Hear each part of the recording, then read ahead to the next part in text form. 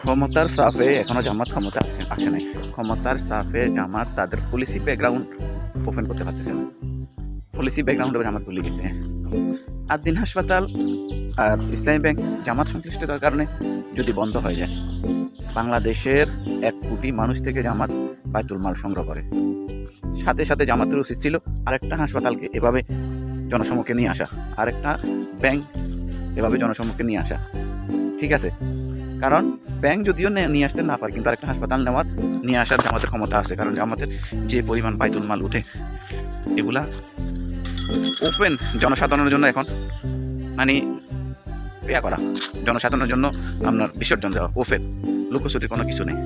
যেখানে আদ্দিন হাসপাতাল জামাত সংশ্লিষ্টতার কারণে যদি লাইসেন্স বাতিল হয়, জামাত আরেকটা হাসপাতালকে ওই ক্যাটাগরিতে ওপেন করে দেওয়া উচিত। তাহলে সরকার বুঝতো কীভাবে দমিয়ে রাখা যায় জামাতকে।